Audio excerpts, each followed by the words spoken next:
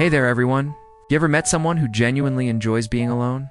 Not because they're sad or antisocial, but because solitude gives them peace? When their friends ask them to hang out, they politely decline. You see, while our society is built around togetherness, and many of us thrive on social interaction, there's nothing inherently wrong with preferring to be alone. In fact, it can tell us something profound about how their mind works, revealing unique strengths and perspectives that others might not appreciate. Yes, both groups might spend a lot of time by themselves, but the motivations behind it are completely different. To understand the difference, let's define each term separately. When work colleagues suggest after-hours drinks, they say they'd rather stay home with a good book. People who are comfortable being alone are better able to regulate their emotions, manage stress, and maintain a positive self-image. These terms describe how people gain energy from different sources. Extroverts recharge by being around people. They feel energized by socializing and interacting with others. While introverts recharge by being alone, it's because they have a strong sense of self-awareness and self-acceptance. So the next time you're planning a social event, keep in mind that some people might need more time to recharge than others. The default mode network is the part of the brain that turns on when we're not focused on outside tasks, such as daydreaming, reflecting, or thinking deeply. They'll analyze every little detail, overthink every decision, and imagine countless scenarios playing out in their heads. They can process their emotions more deeply and develop a stronger sense of self-awareness. They can also plan for the future more effectively by imagining different scenarios and considering the potential outcomes. So solitude helps them organize their thoughts, process emotions, and plan for the future.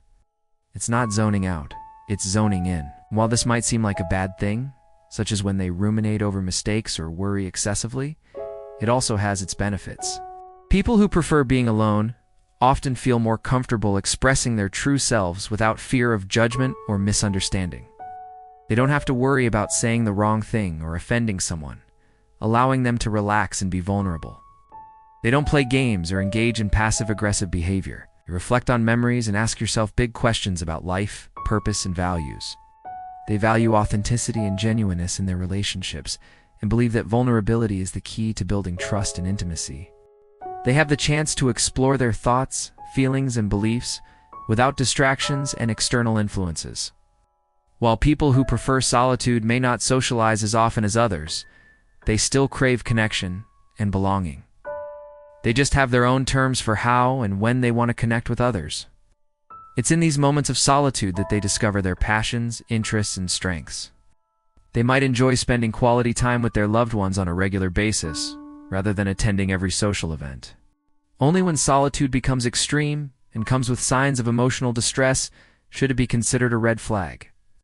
They might need time to process their experiences and emotions before sharing them with others. They try new things, take risks, and challenge themselves to grow in ways they never imagined possible. They probably are one of the most thoughtful people you know. Don't assume they're sad, and don't take their need for space personally. However, it's important to respect their need for space and understanding when they need time to process their thoughts and feelings before sharing them with others. Thanks for watching. They know themselves well and are comfortable with who they are, so they don't need external validation or approval from others to feel good about themselves. It's a sanctuary where they can be their authentic selves without fear of disconnection or rejection. Many people, this emotional safety is essential for their mental well-being. It allows them to process their emotions, thoughts, and experiences in a healthy way, without feeling the need to hide or deny them. When family members invite them to events, they make an excuse about having prior commitments. It's because their brain is wired to look for meaning in conversations. Both are valid. Both are human. Now, you might think there's something wrong with this person, right? They usually love people and socializing. But after a long day of interacting with others, they feel mentally drained and need time to recharge before they can feel energized again. A writer might find themselves typing away on their laptop until the early hours of the morning, lost in their fictional world. A musician might strum their guitar for hours, composing melodies that express their deepest emotions. These individuals find joy and fulfillment in their alone time. They use it to express themselves creatively, explore their passions, and make the most of their talents. You might feel bored or uninterested, But for people who prefer solitude, this type of conversation can be mentally draining. Their brain craves deeper, more meaningful discussions that allow them to learn and grow. Well, it all has to do with how their brains work. They'll be eager to share their knowledge and engage in a thoughtful discussion that challenges and expands their perspectives. So while it might seem like they're not interested in socializing, it's not true.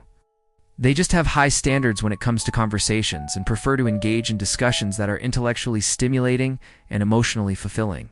Studies in neuroscience show that extroverts and introverts have different brain structures and functions. For example, extroverts have more gray matter in their prefrontal cortex, which is the part of the brain responsible for decision-making and social behavior. On the other hand, introverts have more white matter in their brain, which allows for faster communication between different parts of the brain. This means that introverts are able to process information more quickly, but they also need more time to reflect on their thoughts and feelings before sharing them with others. Imagine going to a party. An extrovert might feel energized by the lively atmosphere and the chance to meet new people. They might chat with lots of people and feel excited and happy throughout the event. Meanwhile, an introvert might feel overwhelmed by the stimulation and need to take breaks throughout the party to recharge. They might enjoy chatting with a few close friends, but get exhausted quickly when talking to many new people. Maybe they're just too shy or too awkward to connect with others. Perhaps they're so self-absorbed that they don't care about anyone else. Or maybe they're just a plain old loner. And why should you embrace it as a positive trait, rather than viewing it as a problem to be fixed? Well, these assumptions couldn't be further from the truth. So in this video, we'll explore the reasons why some people feel more alive when they're alone. Why is solitude so appealing to them? First, let's break down a common misconception. People who like being alone are not the same as people who are lonely. So loneliness is the pain of feeling disconnected, abandoned, or excluded. It's a deep-seated craving for closeness that one doesn't have. It's leading to feelings of sadness, emptiness, and isolation. On the other hand, solitude is the joy of being connected to oneself. It's a deep sense of contentment and satisfaction that comes from spending time in one's own company without any feelings of loneliness or disconnection. For instance, someone who is lonely might actively try to avoid spending time alone for fear of feeling even more disconnected. They might force themselves to go to parties or events, even if they do and enjoy them, just so they do and have to face their loneliness. Whereas someone who values solitude might actively seek out time alone to recharge and reconnect with themselves. They might turn down invitations to socialize so that they can spend time on their hobbies, personal projects, or simply relaxing on their own. Moreover, studies in psychology show that solitude is actually a source of strength and resilience rather than a weakness. Second, introverts recharge differently. You've probably heard the terms introvert and extrovert before. Now, this doesn't mean that introverts hate people. But why do introverts need to be alone to recharge? To sum up, introverts and extroverts have different energy levels and ways of processing information. Third, their brain prefers quiet processing. People who enjoy solitude often activate what's called the default mode network more often. When left to their own devices, these individuals can easily lose themselves in thought. For example, when they reflect on their experiences, they're able to gain new insights and perspectives that they might not have noticed otherwise. Next, small talk drains them. Many people who prefer being alone aren't great at small talk. It's not because they're rude. Imagine having a chat with someone who only talks about superficial topics like the weather or the latest celebrity gossip. On the other hand, if you engage them in a conversation about a topic they're passionate about, such as their hobbies, interests, or values, they'll come alive and speak with enthusiasm and energy. Fifth, solitude is emotionally safe.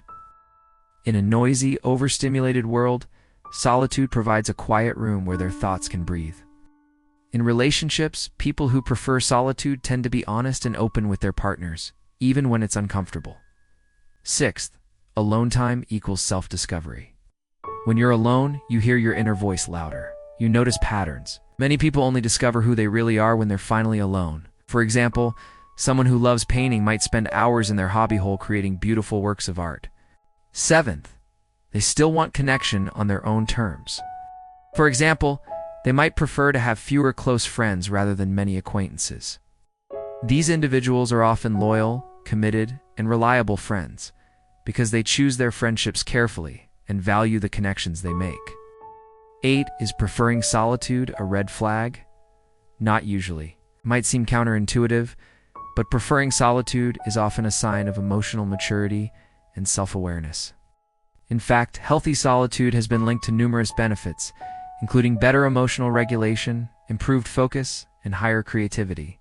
Signs of disconnection, such as social withdrawal, lack of motivation, and difficulty concentrating, could indicate underlying mental health issues that require attention. 9th, if someone in your life enjoys being alone, don't pressure them to socialize more. Instead, respect their rhythms. Offer depth instead of constant contact, and know that their silence doesn't mean they don't care. In conclusion, being alone is not something to fix. It's something to understand. Some people find peace in silence. Others find energy in crowds. So the next time you see someone choosing the quiet corner, know they're not hiding. They're just home. If you found this helpful, don't forget to like, share, and subscribe to Wiseuse for more insights that help you understand the people around you and yourself.